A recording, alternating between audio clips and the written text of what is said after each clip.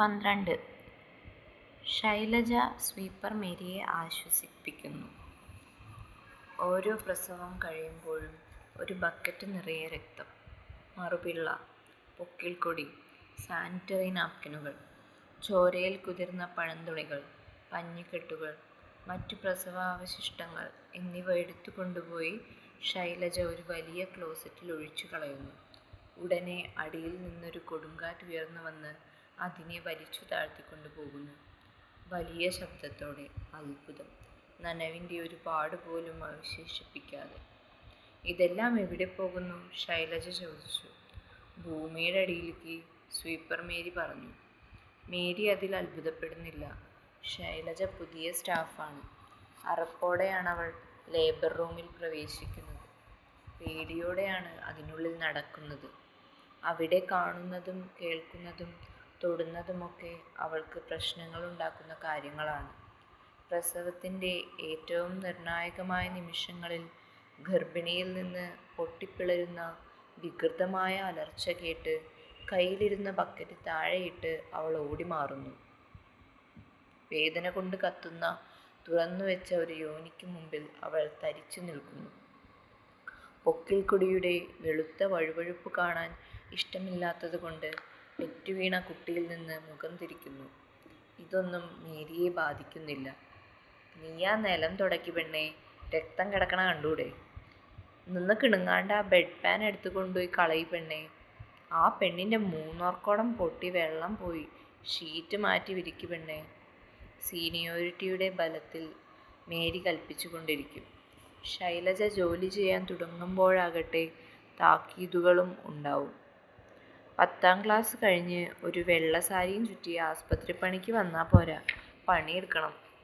ഓരോ പ്രസവം കഴിയുമ്പോഴും പ്രസവമുറിയിൽ അതികഠിനമായ ഒരു നിശബ്ദത വന്നു നിറയാറുണ്ട്.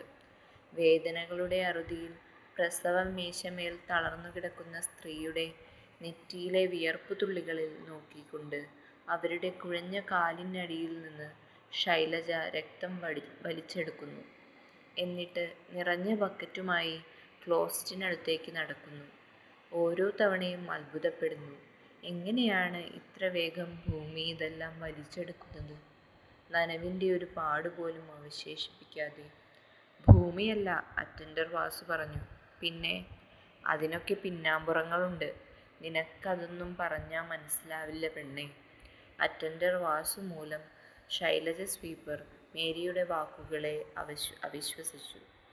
മറുപിള്ളകൾ ഭൂമിയുടെ ഉദരത്തിലേക്ക് വലിച്ചെടുക്കപ്പെടുന്നില്ല.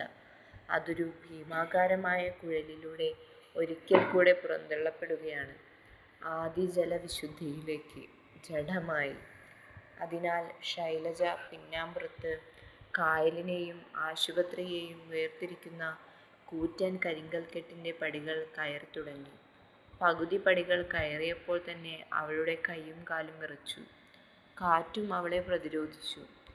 പടികൾ കുത്തനെയുള്ളതും വീതി കുറഞ്ഞതുമായിരുന്നു. 10-20 പടികൾ കൂടി കയറാൻ ബാക്കിയുള്ളപ്പോൾ ഒരു സെക്യൂരിറ്റി ഗാർഡ് അവളെ കണ്ടുപിടിച്ചു. കരിങ്കൽക്കെട്ടിൽ ഏകാന്തയായി കൂറ്റനൊരു വെള്ള ഞാറപ്പക്ഷി എന്നാണ് അയാൾ ആദ്യം കരുതിയത്. അടുത്ത നിമിഷത്തിൽ അയാൾ ഉറക്കെ വിളിച്ചു കൂവുകയും തുടരെ വിസിലൂതുകയും ചെയ്തു. ശൈലജയെ കാറ്റുപിടിച്ചിരുന്നു. സെക്യൂരിറ്റി ഗാർഡിൻ്റെ നിലവിളികളെ താഴേക്ക് ചവിട്ടിത്തള്ളി അവൾ കരിങ്കൽക്കെട്ടിൻ്റെ നെറുകയിലേക്ക് പൊത്തിപ്പിടിച്ചു കയറി. ഇപ്പോൾ അവൾക്കുമീതെ ആകാശം മാത്രം, കാൽക്കീഴിൽ അനന്തമായ ജലരാശി മാത്രം. കാറ്റിൽ അവളുടെ വസ്ത്രങ്ങൾ വിടരുന്നു, മുടി ചിതറുന്നു, ദേഹമുലയുന്നു. സെക്യൂരിറ്റി ഗാർഡ് കരുതിയത് എത്ര ശരി!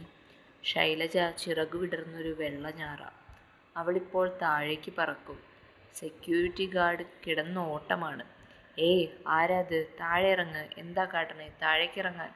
അയാൾ തൊണ്ട പൊട്ടി വിളിക്കുന്നു. കാറ്റ് അയാളുടെ വാക്കുകൾ പിടിച്ചെടുത്ത് വലിച്ചെറിഞ്ഞതിനാൽ ശൈലജയ്ക്ക് ഒന്നും കേൾക്കേണ്ടി വന്നില്ല. അല്ലെങ്കിൽ തന്നെ സെക്യൂരിറ്റി ഗാർഡുകളോ അവരുടെ വിസിലുകളോ ഓടിക്കൂടുന്ന ആൾക്കാരോ ആശുപത്രി അധികൃതരോ ഒന്നുമല്ല ഇപ്പോൾ ശൈലജയുടെ പ്രശ്നം. സംശയനിവൃത്തി വരാൻ ശൈലജ ജലഹൃദയത്തിൽ കണ്ണാടി നോക്കുകയാണ്. ഒന്നും തെളിയുന്നില്ലല്ലോ ദൈവമേ. ആകാശമില്ല, മേഘങ്ങളില്ല. നിറഞ്ഞു കത്തുന്ന സൂര്യനുമില്ല. കാളിമയാർന്ന ജലഹൃദയം. ശൈലജ! അത് സ്വീപ്പർ മേരിയുടെ വിളിയാണ്. വല്ലാത്ത കാറ്റാ പെണ്ണെ, നിന്നെ ഉന്തിമറിച്ചിടും. എന്ത് കൂത്ത് കാണാനാ നീയ് അതിൻ്റെ മോളിൽ കയറി നിൽക്കണേ? താഴെ ഇറങ്ങടി. നുണച്ചി. അവളുടെ എല്ലാ വാക്കുകളും എല്ലാ മുന്നറിയിപ്പുകളും ഞാൻ അവിശ്വസിക്കുന്നു. വെള്ളത്തിൽ കിടന്ന് ചീഞ്ഞളിയുകയാണ് മറുപിള്ളകൾ. മണ്ണിലവ മറവു ചെയ്യപ്പെട്ടിട്ടില്ല. മരങ്ങൾക്ക് വളമായതുമില്ല. മറുപിള്ളകൾ മാത്രമല്ല, അലസിപ്പിക്കപ്പെട്ട ഭ്രൂണങ്ങളുമുണ്ട്. ചില ബക്കറ്റുകളിൽ ശൈലജ ഭ്രൂണങ്ങളെയും വഹിച്ചിരുന്നു. അമ്മേ, എനിക്ക് ഭൂമിയെ തൊടണം.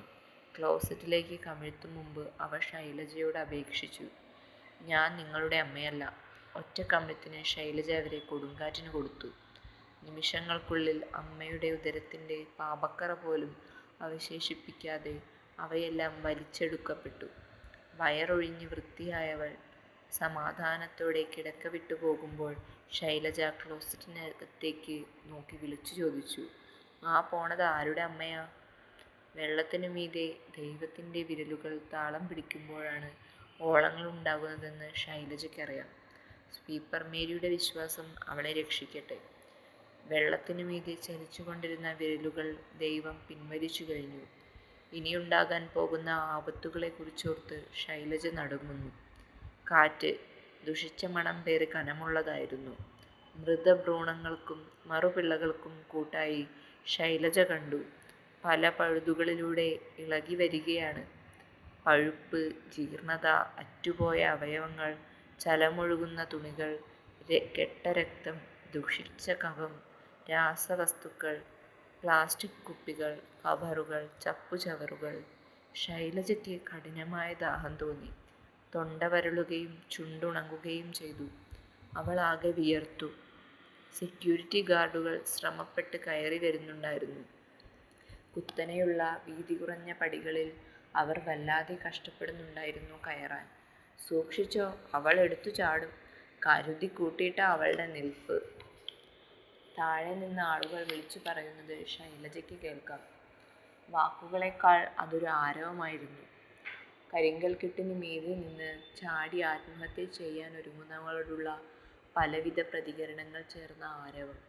നമുക്കും നമ്മുടെ തലമുറകൾക്കും ജീവിക്കാനുള്ളത് വെള്ളത്തിൽ കിടക്കുന്നുണ്ടെന്ന ഉറച്ച വിശ്വാസം തകർക്കപ്പെട്ട് അവൾ ആ കരിങ്കൽക്കെട്ടിൽ മുട്ടുകുത്തി വീണു. അവൾ കീഴടങ്ങിയെന്ന് താഴെ നിൽക്കുന്നവർ വിളിച്ചു പറഞ്ഞു. ഇനി പിടിച്ചോ, പിടിച്ചിറക്കിക്കോ. ആളുകൾ സെക്യൂരിറ്റി ഗാർഡുകളെ പ്രോത്സാഹിപ്പിച്ചു. പേടിക്കുട്ടിയായിരുന്നു ശൈലജ. മാർക്കോസ് പറഞ്ഞു, എൻ്റെ കുഞ്ഞെ, ഭൂമിയെ നോക്കൂ. ആളുകളെല്ലാവരും വൃത്തികേടുകൾ വലിച്ചെറിയുന്നു. ഭൂമിയോ പൂക്കളും കായ്കളും പഴങ്ങളും നെല്ലും ഗോതമ്പും തിരിച്ചു തരുന്നു. അവൾക്ക് കരച്ചിൽ വന്നു. പിന്നെ എത്രയോ ദിവസം വെളുക്കിരിക്കുമ്പോഴും മൂത്രമൊഴിക്കുമ്പോഴും കൊച്ചു ശൈലജ ഭൂമിയെ ഓർത്ത് വേദനിച്ചിരുന്നു. അമ്മ ആശ്വസിപ്പിച്ചിരുന്നു. തീറ്റവും മൂത്രവും ഭൂമിക്ക് വളമാണ്. മോള് ധൈര്യമായിട്ട് അപ്പിയിട്ടോ. സെക്യൂരിറ്റി ഗാർഡുകൾ കിതച്ചുകൊണ്ട് കയറി വന്നു. ചാടിച്ചാവാൻ നോക്കുക നീ. അതിലൊരുത്തൻ്റെ കൈ അവളുടെ ചെക്കിടത്ത് വീണു. മറ്റേയാൾ അവളുടെ കൈ ബലമായി പിടിച്ചു തിരിച്ചു. നടക്കടി. ശൈലജയുടെ ദാഹം കഠിനമായി. വെള്ളം. അവൾ പിറുപിറുത്തു. വെള്ളം? കൈയും കാലും തൂക്കിപ്പിടിച്ച വെള്ളത്തിലേക്ക് എറിയാ വേണ്ടേ? പണ്ടാരം മനുഷ്യന് പണിയുണ്ടാക്കാൻ.